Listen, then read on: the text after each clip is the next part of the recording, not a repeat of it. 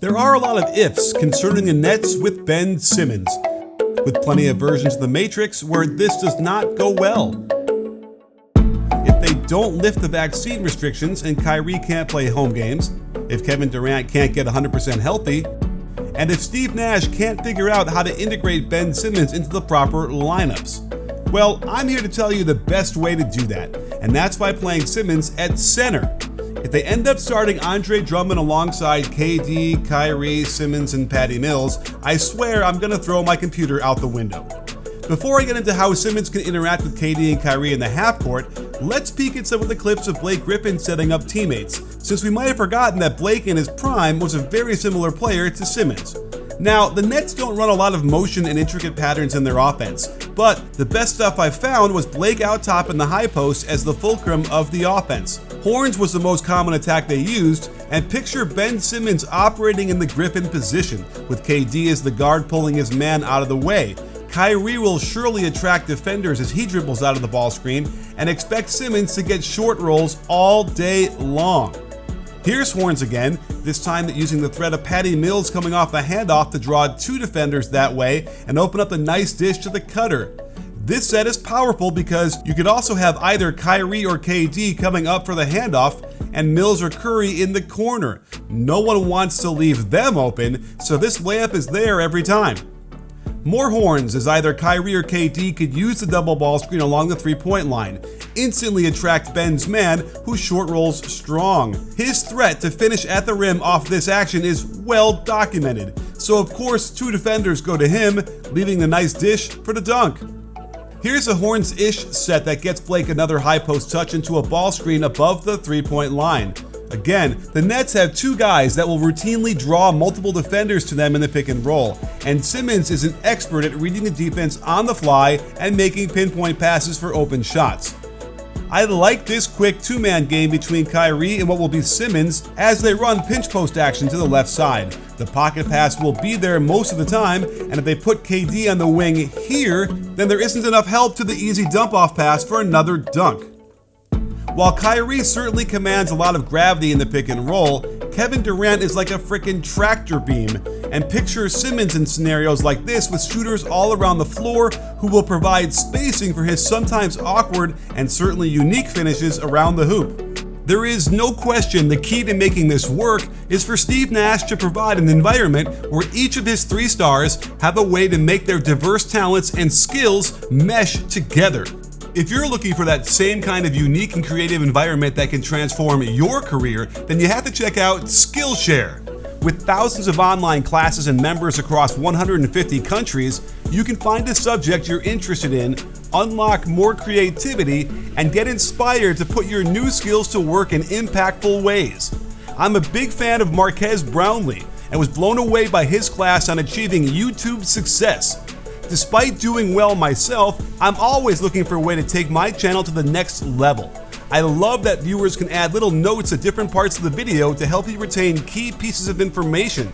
I can certainly use context to the stats I quote, and I've always tried to keep my tone as if I'm talking to a friend, like we're doing here. Right, friend?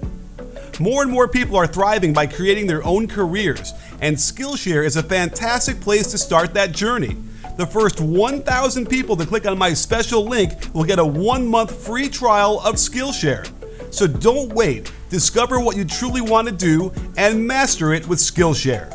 Hopefully, the Nets will run plenty of KD Simmons ball screens with Mills in the wing here, Seth Curry in the right corner, Kyrie in the left corner, and the entire basket area open for Simmons to score.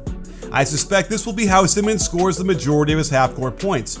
Since the Nets have two of the best pick-and-roll ball handlers in the league already, there won't be a ton of opportunities for him to run it, but there will be certainly plenty of space for him to operate in the lane as the roll man.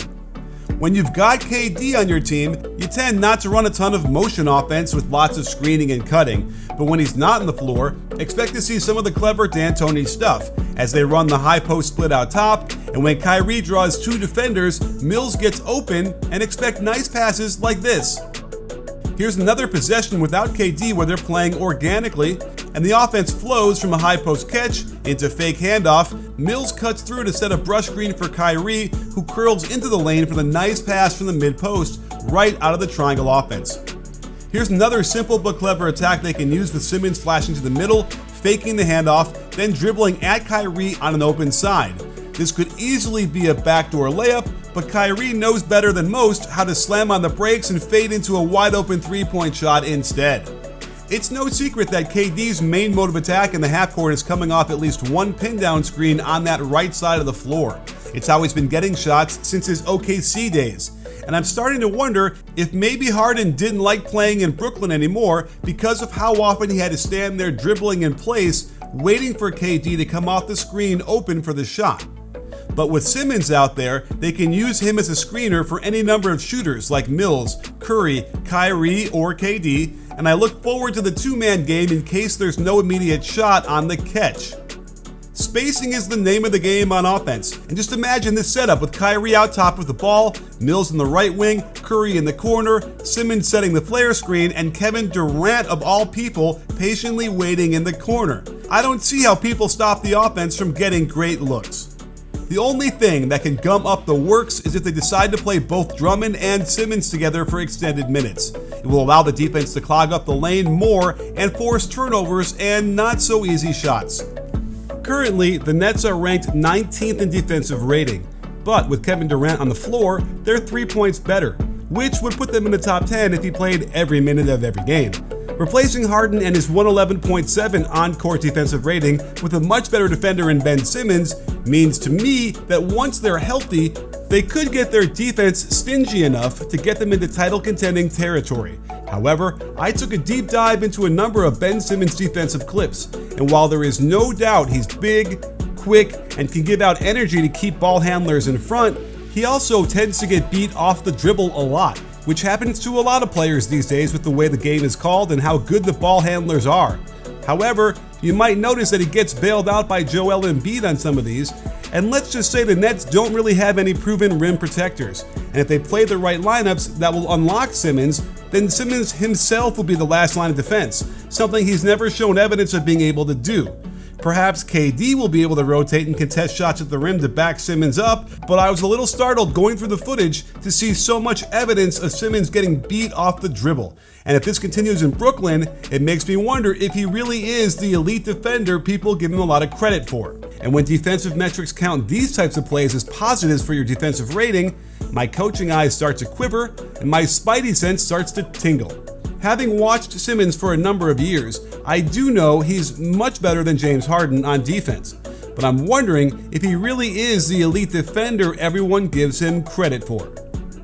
But when you have Kyrie Irving and Kevin Durant on the floor together, and this is still a big if New York doesn't rescind their vaccine mandate, then your defense ends up being a little less important. And while Simmons presents a completely different skill set than James Harden, I feel it's an even better fit all around, so expect their offensive rating to get back into the top 10.